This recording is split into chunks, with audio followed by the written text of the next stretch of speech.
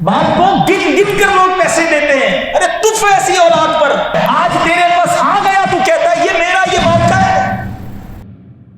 یقین مانے آپ بہت لکی ہیں، آپ بہت خوش نصیب ہیں کہ تمہاری ماں تمہارے پاس ہے، تمہارا والد تمہارے پاس ہے۔ پوچھو ان سے جن کی ماں چلی گئی، پوچھو ان سے جن کا والد چلا گیا۔ اب جب مشکل آتی ہے نا تو ایسا لگتا ہے سر پہ کوئی سایہ نہیں ہے، کس کے پاس جاؤں دعا کرانے، کس کو کہوں میں پریشان ہوں۔ بندے کو بڑی تنہائی فیل ہوتی ہے، خاص طور پہ غم میں اور خاص طور پہ خوشی میں، کیونکہ جب کوئی بڑی خوشی ملتی تھی تو بھی ماں کے پاس جا کر دعائیں لیتے تھے، ماں اور دعائیں دیتی تھی، والد کو بتاتے تھے، وہ خوش ہوتا تھا۔ یہ ماں باپ بھی کمال لوگ ہیں، ہماری خوشی میں خوش ہوتے ہیں، حسد نہیں کرتے۔ دنیا میں یہ واحد رشتہ ہے جس میں حسد نہیں ہے۔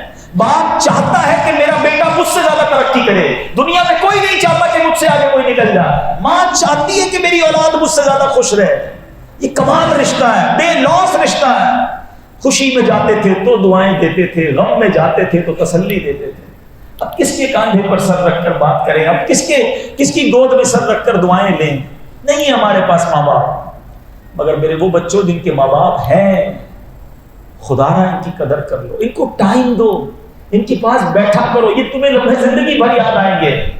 آج ہم میں کئی لوگ وہ ہیں کہ جن کو ماں باپ سے بات کر رہی ہوتی ہے نا تو قبرستان جانا پڑتا ہے، ان کی قبر پہ جا کے بتانا پڑتا ہے کہ یہ معاملہ ہو گیا ہے، ان کی قبر پر جا کر کہنا پڑتا ہے کہ میں اس مشکل میں ہوں۔ تمہارے پاس تو تمہاری ماں ہے، تمہارے پاس تمہارا والد ہے، اس کا دل خوش کر لو، اس سے دعائیں لے لو۔ حدیث پاک میں آتا ہے جو بچہ اپنے ماں باپ کو محبت کی نگاہ سے دیکھتا ہے اللہ اسے مقبول حج کا ثواب عطا فرماتا ہے۔ صحابی رسول نے عرض کی وَإِن نَظَرَ كُلُّ يَوْمٍ مِئَةَ مَرَّةٍ، حضور کوئی 100 بار دیکھ لے، اللہ کے حبیب فرماتے ہیں کوئی 100 بار دیکھ لے اللہ 100 حج کا ثواب عطا فرماتا ہے۔ اللہ اکبر و اطیب، حدیث کا مضمون ہے اللہ 100 حج کا ثواب عطا فرماتا ہے۔ اب ذرا غور سے سننا، محبت سے دیکھنے پر حج کا ثواب ہے، سچ بتاؤ خدمت کرنے کا ثواب کیا ہوگا؟ پیر دبانے کا ثواب کتنا ہوگا؟ دوائی دلانے کا ثواب کتنا ہوگا؟ ان کو کھانا کھلانے کا ثواب کتنا ہوگا؟ ان کی ویل چیئر چلانے کا ثواب کتنا ہوگا؟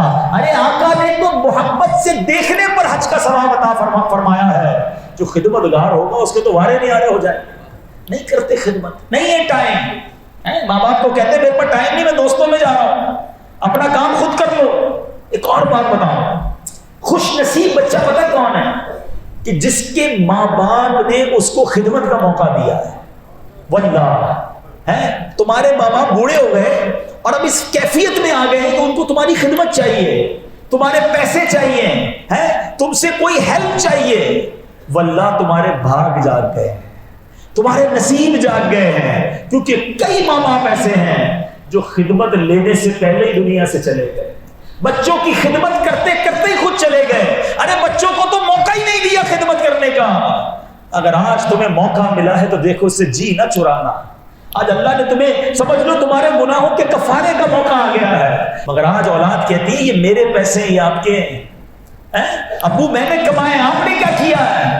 باپ کو گن گن کر لوگ پیسے دیتے ہیں، ارے تف ایسی اولاد پر۔ اگر میرا اور آپ کا والد بھی جب ہم پیدا ہوتے اور کہہ دیتا کہ تیرے یہ ہیں یہ میرے ہیں، ہم تو بے لباس ہی رہ جاتے نا، ننگے پیدا ہوئے تھے، کپڑے بھی نہیں تھے جسم پر۔ کس نے پہنائے کپڑے؟ ہمارے ماں باپ نے پہنائے۔ کس نے کھلایا کھانا؟ ہمارے ماں باپ نے۔ ارے ایک ایک قدم چل کر انہوں نے ہمیں بڑا کیا۔ ہو سکتا ہے ہمارے ماں باپ نے اپنے کئی لقمے روکے ہوں گے، کئی خواہشیں روکی ہوں گی کہ بیٹا یہ فلاں کھلونا مانگ رہا ہے، بیٹا فلاں چیز مانگ رہا ہے، اس کو دے دیتے ہیں۔ ہم اپنا آج یہ خرچہ نہیں کرتے، اپنی پسند کے جوتے نہیں لیتے، اپنے بچے کو دلاتے ہیں۔ ارے باپ نے کبھی نہیں کہا یہ میرا ہے اور یہ تیرا ہے۔ آج تیرے پاس آ گیا تو کہتا ہے یہ میرا، یہ باپ کا ہے؟ نہیں، جو کچھ میرا ہے وہ سب میرے ماں باپ کا ہے۔ میں خود بھی تو اپنے ماں باپ کا ہوں۔ تو خدا را اپنے ماں باپ کو کبھی یہ فیل نہ کروانا کہ یہ میرا ہے، نہیں، ان کو یہ آخری عمر ہوتی ہے، بڑھاپا ہوتا ہے، ان کو یہ آنر فیل کرواؤ، یہ عزت انہیں دو کہ حضور جو بھی میں ہوں وہ آپ کی وجہ سے ہوں، میرے پاس جو کچھ ہے سب آپ کا ہے۔ وہ لے کے نہیں چلے جائے گا باپ، لیکن وہ عزت فیل کرے گا، بڑھاپے میں اسے عزت دو۔